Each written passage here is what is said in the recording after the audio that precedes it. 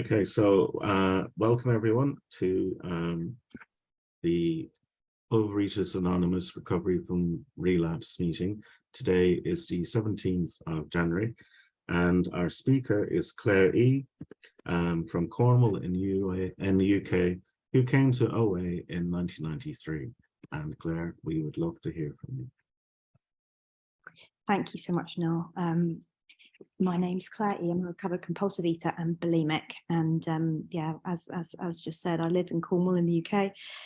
I'm currently in Florida, having had the privilege just to have been to the OA birthday party in Los Angeles, which is a miracle on many, many levels. For somebody like me to be able to get out there and meet so many people, including my sponsor and my sponsor's sponsor, for the first time since the pandemic. And I really hope that I can channel some of that energy into this meeting as well, because I've taken so much from it, and I'm so grateful for my recovery. And it is such a miracle because, yeah, like you just said, I was in this fellowship when I was 17 years old. And I needed it just as much then as I did now, but it hasn't been, my abstinence date is the 10th of October 2017. So that's quite a long time of struggling in this program and recurrent relapses and recovery and periods of recovery. And funny enough, I was talking about that with someone at the weekend, and just, you know, all that time wasn't wasted. It took me every single bit of recovery and relapse to get to where I am now, and my higher power, you know, I'm so blessed. I'm still here. And if anyone is struggling with relapse, you know, I've been there many times. I've struggled with despondency. I've struggled with not believing that this is ever going to work for me. I've struggled with seeing people, you know, peers getting well. I've struggled with the feeling of what the hell's wrong with me, that I'm somehow very defective, that I'm sicker than everybody else. I've tried to get this program by osmosis. I really have, by sticking around, by doing lots of meetings, by doing lots of calls, by doing all of those tools. And I can only share my story, really, you know, about what I do now and what's worked for me in the end. So I'll qualify a little bit. As I said, I've been an overeater since the moment I think I was born. I really do believe I was born with this illness. I was just talking to somebody else actually about how about how my mum gave me gin on a teaspoon to get me to go to sleep, and she used to thicken my milk with rusk.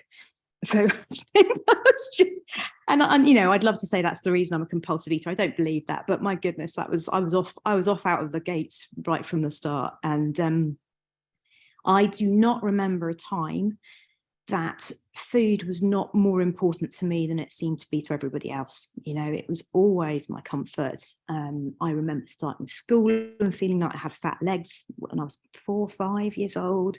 You know, being a chubby kid, feeling like a chubby kid too. And yeah, you know, so I used to sneak food right from the beginning. I used to be dishonest around food right from the beginning. Yeah, I stole food right from the beginning. So that behavior for me, you know, it says in the doctor's opinion, doesn't it, to the you know, alcoholic, that is their normal life. That was always my normal life. That's what I did. It was always this cat and mouse game. I was in Weight Watchers by the time I was 11. My mum used to take me to Weight Watchers, and the shame around that, you know, the shame of this I used to be so frightened that people at school would find out I was going to Weight Watchers. And, you know, that had no effect on me at all. I basically ate what I wanted to, except for Tuesdays, where I starved myself all day, hoping that I might not have put on weight. And it was just, and Tuesdays after Weight Watchers was the free for all evening. It was like, you know, so that was, you know, and I'm 5'2", I'm quite petite, and I was 14.5 stone by the time I was 13. So I think in American, that's pushing 200 pounds. So I was big, and I was constantly going on diets. Most of my diets lasted until about mid-morning. Just couldn't. And yeah, I used to lie about my weight. I used to tell my house mistress that I was diabetic. I didn't even know what that was, but I thought it might explain why I was big. You know, that sort of painful age of 13, 14, where a lot of kids were getting boyfriends and stuff. And that was just alien to me. And I was at boarding school, and you know, so it says in the OA 12 and 12, I hid, I drew the curtains and ate. And that's what I did. And I was going up and up and up. So I understand what it's like to be overweight, but that's kind of not my main story around food, because what happened to me was when I was 15, 16, I got accepted into a boys' school for my sixth form. And I decided that I was not going to start being the fat one. I'd had many unkind comments, much sort of, you know, digs and whatever else, and I didn't want to be the fat one. So I stopped eating. And that was about March of the year. And by the September when I started the school, I'd gone from being 14 and a half stone to 98 pounds, 7 stone, bang on. And I was rigid, absolutely rigid. I had 200 calories a day. I would not eat anymore. If my mum bought the wrong Weight Watchers yogurts, I wouldn't eat them. I exercised after lights out. So I sort of swung from one end to the other. And I guess because I was still sort of overweight for quite a lot of that, people were so encouraging. It was, you know, this sort of adulation. And, you know, as Bill W. says in his story, I felt I'd arrived. I felt like I cracked it. I thought, right, I've got it now. You know, it's like I felt amazingly in control. I was revising for my GCSEs at the time.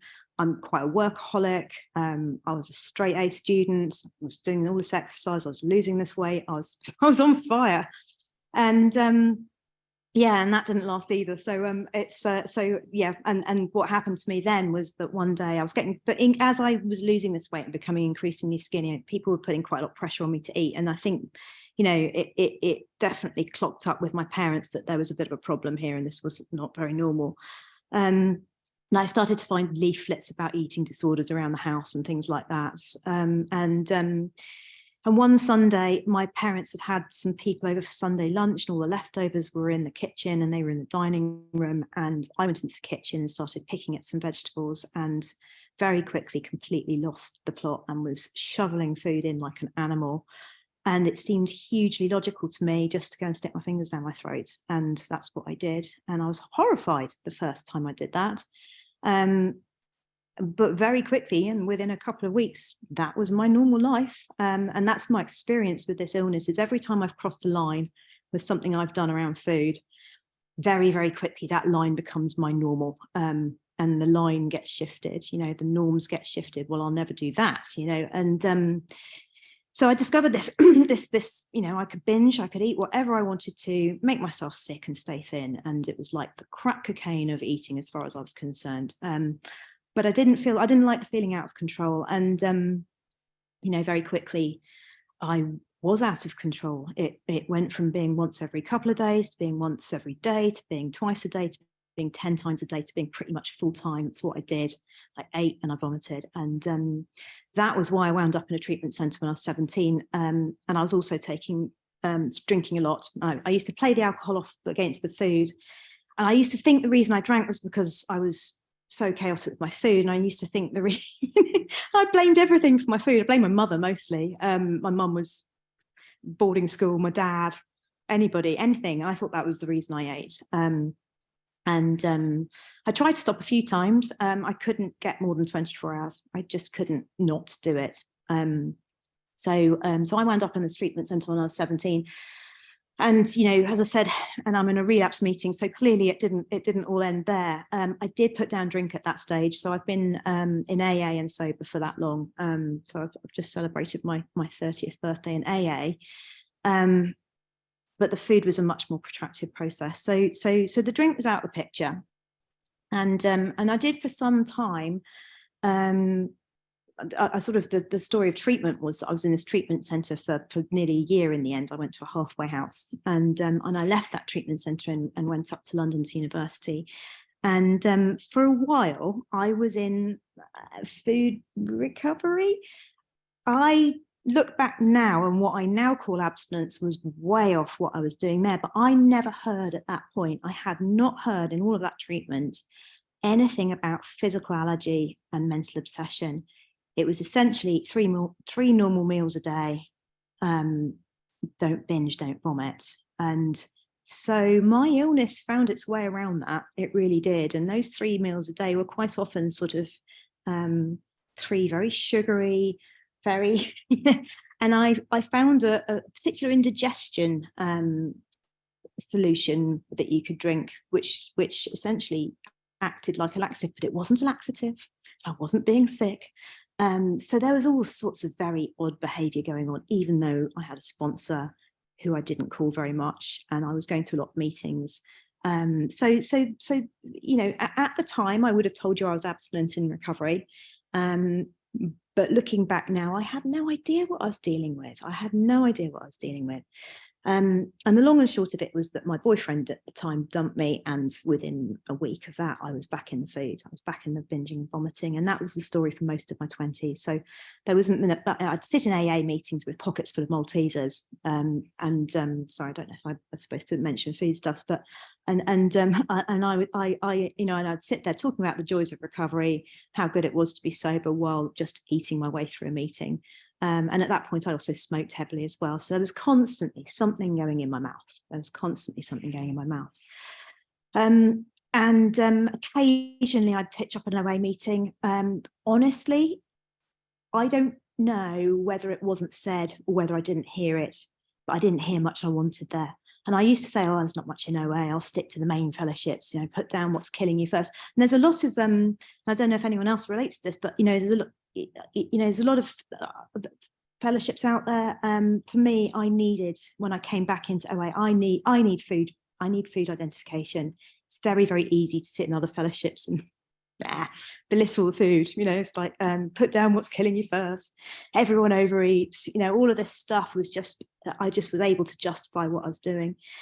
I'll fast forward a bit because it's very tedious. It kind of goes on and on. I was just in the food, and until my 30s, and I had by that point met my now husband, and I'd moved to Cornwall and had a baby. And you know, that was the time I really tried to stop it. Binging and vomiting was when I was pregnant with my daughter, and I wasn't able to. To my shame, to this day, it's still something I periodically get. Yeah, it's been a long process forgiving myself for that. And he used to find these bags of wrappers everywhere and confront me about it, and I'd say, oh, that was from ages ago. And it got to even be to the point where he'd start reading best before dates to say, oh, that wasn't, you know, and it was just horrendous. I'd look at this little baby and I think, what am I going to teach her about food? You know, what am I doing to her? So that was what drove me back to OA at that point. And I had the very good fortune of going up to an OA convention in Birmingham. So this is 18 years ago now, and I listened to Laurie, a speaker, talk about the big book for a weekend, and it was mind-blowing for me because obviously I'd come from another fellowship, but I'd never heard somebody with long-term recovery talk about the big book in relation to food. And it was the first time I had heard clearly that there was a physical aspect to this and there was a mental aspect to this, and it completely made sense to me. The other thing he said, the speaker, was that he binged on high-fat foods with salt and high-fat foods with sugar. And I had heard so much about sugar and cakes and biscuits, and I was going to go, you know, but I hadn't heard about other food substances, other allergies. And one of my main binge foods was high-fat foods with salt. And I felt it really went in gut level. I came back from that. I can like to say that was the end of it, but no. I sort of rode the wave of that for several months actually, in terms of being quite abstinent and being on quite a high with OA and thinking I'd sort of found it, discovered it. And then I was back in the food again, and you know, struggling in and out of relapse for quite a while. And finally, sort of having, and there was another girl, funnily enough, there was another girl that was doing the same thing. She was in and out of relapse too. And then finally, this other girl came into a meeting and was abstinent, and she got well. And again, hugely powerful to me. You know, it's like this girl, because she was, you know, it's like Ebby, you know, and I think that's really important, that Ebby was the one that 12-stepped Bill. And Bill knew Ebby. He knew that Ebby was as hopeless as he was. He knew that Ebby was a complete lunatic.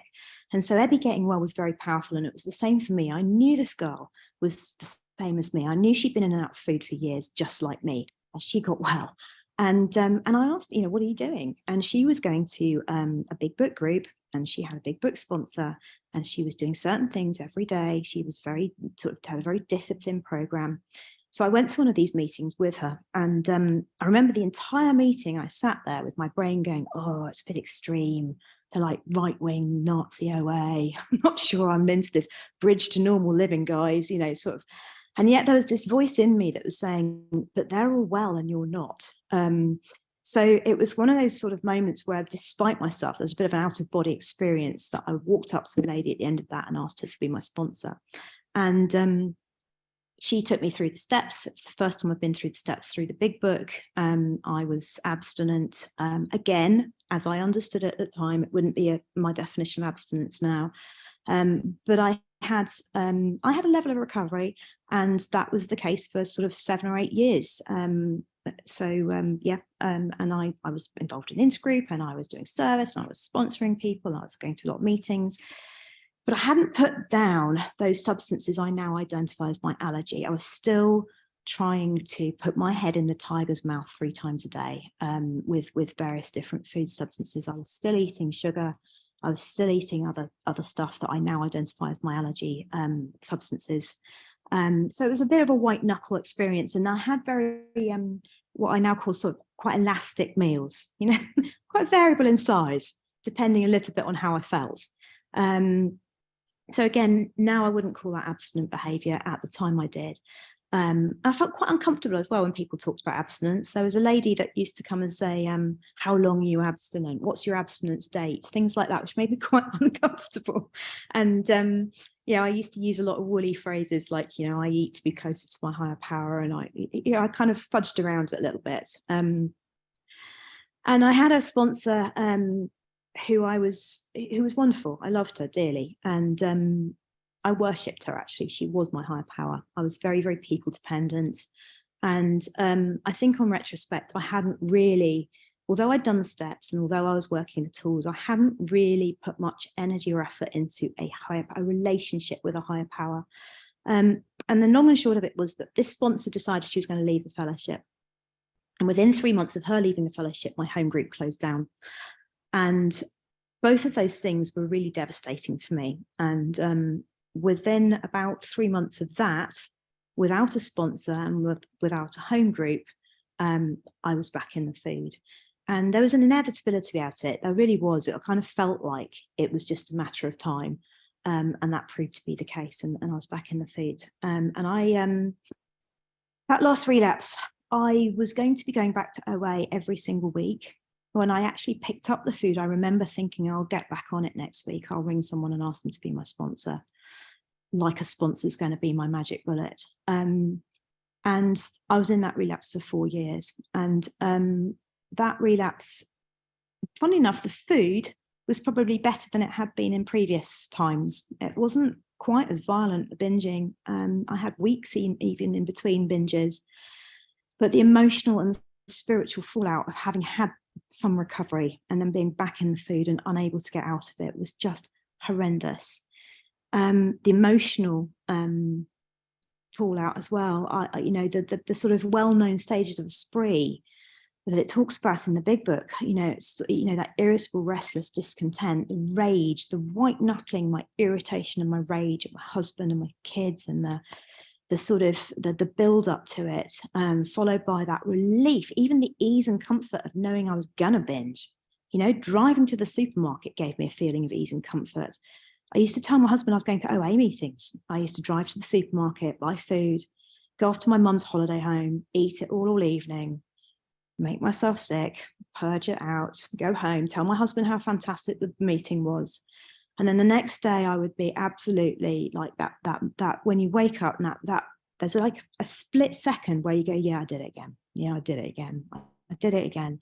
Despondency and depression, followed then by the rage, and that would come out sideways, and there'd be screaming arguments, and I'd shout at my children, and then I'd have a day or two possibly of not doing it, and then that cycle would again, that emerging remorseful, not going to do it again. and then I'm back in it again. And that cycle, when you've had a bit of recovery in OA, is particularly heartbreaking. I think, you know, it's really true to say that, you know, having a head full of OA and a belly full of food is a horrible, horrible place to be. And particularly when you know, I'm the sort of relapser that doesn't go to meetings. I didn't want to see people. I remember once going to a meeting and that was another thing. I thought, you know, you're supposed to share it all out. So I go to a meeting and tell everyone how awful I felt. And this girl sat opposite me once. Love her to bits now, but she sat there and she sat with a massive smile on her face. She said, "I've just had a grat attack because I'm not in the food." And I remember just thinking, well, I'm great. I'm really pleased that my misery and my relapse is fueling your gratitude. Good on you, you know. And I was so much like, right, stuff that. I'm not going to meetings. So I didn't go to meetings. And but periodically I would do some stuff. I'd phone some people. And one of the things I did was I rang a meeting that I knew existed in London. This is pre-pandemic, so there was no Zoom. And I knew that there was a lot of good recovery in this meeting. And I knew there was a lot of people that weighed and measured. There was some scary stuff up there, but I also knew that there was some good recovery. And I rang the contact for the meeting and said, "Is there anyone in your group that's available to sponsor?" And I didn't hear anything back, so I forgot about it really. And I don't think this is my last binge, but this is my step one moment. I just remember so vividly that I'd done my standard thing of telling my husband I was off to an OA meeting. And I'd gone over to my mum's house with these bags of food. And I was sitting on the floor of my mum's house eating this food. I don't know why I always sat on the floor, but I did. And I was crying while I was eating. And I used to be the sort of person that would make myself eat every single last morsel from every one of those bags, because I knew if it was there the next day, I'd eat it then. My mouth was bleeding. I remember that really dry mouth. I said and I got quite shaky as well. And I remember just crying out, "I can't do this anymore. I just can't do this anymore. Please, God, if there's anything out there, please help me." And then I ate and binged and went home. And I don't remember if it's the next day. It is in my head. It might not have been. But the next day I got a call from a woman who told me her story and asked me mine. And we were on the phone for about an hour, and it was like prickles up my back because her story and my story were very, very similar. But she was not doing it. And I think she was about 7 or 8 years abstinent at the time. And I remember her saying to me, "I'm going to throw you a lifeline. I'll speak to you tomorrow again if you haven't picked up food." And I saw that as, I still see it as the olive branch that my higher power offered me. You know, I saw it as this opportunity. I saw it as something that I would be very, very stupid if I didn't give that a go. And so I white knuckled my way through that 24 hours and I rang her the next day. And it was almost like an interview process. I had about a week of ringing her before she finally agreed to sponsor me. I think she wanted to see that I was willing to go to any lengths. And by the end of that week, I was so willing to go to any lengths. I wanted what she had. And I decided that I would put aside everything. I'd put it in a pocket, in a box, everything I thought I knew. I didn't know that prayer at the time, but I did decide I'd just park it and I'd do as I was told. And I did as I was told. When she said, "Do this," I said, "Yes, ma'am." And I was taken through the 12 steps. And I really wanted to say as well, I did not find getting abstinent easy. I was white knuckling my way through the first few weeks of that. I felt a massive grief for not being able to use food. I wanted it desperately. I was up to the fridge. I was looking in the fridge. Then I was back down on the sofa making a call. That's just my experience. I share that only because I think sometimes there's this thing that I got abstinent and everything was wonderful. And it wasn't. I got abstinent and I felt horrible for the first few months. I really did. And all of that stuff I've been eating on for years and years and years, just, you know, and I didn't have words for it. I couldn't even feel it properly. I just wanted my anesthetic. I used food as an anesthetic and I couldn't use food as an anesthetic anymore. And that was awful to start off with, because I had nothing in its place. I had nothing in its place. But I worked those tools and I worked those steps, and God love her, that she was the first sponsor I've ever had that gave me time. And I'd spend an hour with her on the phone doing the step work, and I would get off and I was like, oh my God, that's so fantastic. And that was the first time I'd really felt like that. I felt very enthused, very inspired. And yeah, and I'd like to say that was, the end of it. but the dishonesty around food snuck in again. And this is one of the things I wanted really to share in this meeting. What are the things I've identified as the things that led me to relapse? And one of my things is, a real shift in my understanding of step one. Step one is, for me, not don't eat, don't eat, don't eat. Step one for me is absolutely inevitable that I will get dishonest around food, and I will eat if I am not spiritually fit. It's a total given. It's that is as ingrained in me as it is. So one of my dishonesties was that I had fruit for my dinner, and that fruit very quickly became dried fruit, and that dried fruit very quickly became quite a lot of dried fruit.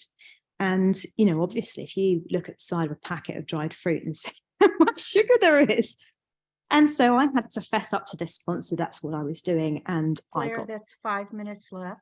Perfect. Thank you. And I was gutted. So one of my other lessons, and this is another thing, to really, so I was sacked, and I had a few months without a sponsor, looking for a sponsor very actively, and very fearful because I didn't want to relapse. I knew I didn't want to go back where I was. So one of the things that I really have learned is that a sponsor is not my higher power. A sponsor won't keep me abstinent. And I need to have integrity around my food. I need to be honest with the sponsor. That 3-month period was amazing for me. First off, because I found a group that I'm now a member of that has transformed my recovery, and secondly, because it really forced me to look for my higher power, to go searching for a higher power, and to rely on that higher power for that period of time that I was without a sponsor. And to pray for the right person to be brought into my life. And I've had a few sponsors since then, actually. I think 3 for various reasons, not bad reasons, just shifting from one to another. One just didn't have time anymore. And my current sponsor, I just love her recovery. And so that's my big lesson around dishonesty. And, my current sponsor and I call it methadone eating now. All these little dishonesties. It's not like heroin, it's not the real thing, but my goodness, it'll keep me sick. And I can do that in an abstinent meal. I can methadone eat in an abstinent meal. So having integrity around my food is really important to me. And I am so fortunate I have a sponsor now that I am so honest with, and learning to be honest with somebody on an ongoing basis. I was always pretty good at fessing up and then never hearing from me again, but to actually consistently be honest with somebody else is mind-blowing. I have moved towards weighing and measuring. That's just my truth, because again, my dishonesty sneaks in. Volume was a thing for me. I've had to really look at behaviors, bites, licks, tastes, fingers in the pan. Volume, as I said, I was my vegetable portions were getting bigger and bigger, and the high volume, low calorie, that's a thing for me. And again, my physical allergy can get triggered by being overfull, so I have to be careful about how much water I drink at a meal, etc. So I've learned this, and I really wanted, one of the things that I love on page, I think it's 30, I've only got my little big book with me, but we learned that we had to fully concede to our inner selves that we were alcoholics. This is the first step in recovery. The delusion that we're like other people or presently maybe has to be smashed. I've had to learn in restaurants to really ask carefully what ingredients are in those things. I can't just leave my illness at the door when I go into a restaurant. I have to take this deadly seriously. And I do take my abstinence deadly seriously now. I have said I've moved, it's evolved. The road has got narrower. And I've had more freedom. And that's what I'll use my last 2 or 3 minutes to really hopefully convey this, is that I have food neutrality now. That is a miracle in itself. And if that's all I ever got from OA, that would be enough for me. But on top of that, I have such a life. I have just got the most wonderful relationship with a higher power now, which is again a miracle in itself, but it evolves, and it's changing, and it gets deeper. I learn more. Another thing I think that led to many relapses was all the elephants in the room when I got abstinent, one of which for me is my sort of people-pleasing codependency, my over-busyness, my, a lot of other behaviors. And I've had to look at them, I've had to address them, and I have freedom from that too. So my life looks so different now. Externally, it's exactly the same. I've got the same job, same kids, same husband, same house. But the way I am and the way I feel is just utterly, it's like my roots do grip new soil. And, I used to think abstinence was the end game here. I used to think everything was about being abstinent. And don't get me wrong, abstinence for me is one of the things I prioritize every day, but it's the ticket in the door. The money shot here is the spiritual awakening, is being awake, is being present, is being able to be present. It's experiencing feelings and knowing that this too shall pass if it's uncomfortable. I'm here with my dad this week in Florida. I don't find this easy being with him. It's a difficult relationship. I have all sorts of funny feelings. I was on this massive high from this convention, and I landed in Florida yesterday and had this boom resentment around money and my brother. And I was like, immediately, I don't want to have to deal with negative. I don't want to have to deal with negative. I don't want to feel bad. So I was on the phone doing a step 10 and to a wonderful fellow, and it shifted, and it passes, but I'm able to sit in that stuff now and know that's part of my rich human experience, and it won't kill me. I don't need to eat food. I just need to sit with it, deal with it, with using what I've been taught in the program, and get with my higher power. How would my higher power have me be? How can I represent this miracle that's happened to me? And I do see it as a miracle. I'm here still. After all of this time, after all of those relapses, I am still here. So if you're struggling with relapse, please don't leave. That whole don't leave before the miracle happens. I think that's probably once you get abstinent as well, because I've been abstinent and it's been painful. I've been abstinent without emotional sobriety, and it's really not a great place to be. And I guess, I haven't left before that. It's been hard. There's been some really hard lessons I've had to learn in recovery. And there probably will be. You know what? I'm not doing it. You haven't got this cracked by any shade of the imagination. But if it just keeps getting better, I just keep wanting it more and more. And there are so many beautiful humans in this fellowship. I'm so lucky to have this whole dimension to my life that I wouldn't have if I wasn't in recovery. I'm drying up now. I think I've just talked at you for long enough, and apologies because I will have to go at 10, just shortly after to meet my dad. But it's been a real privilege to share, and yeah, I'll leave it there. Thank you.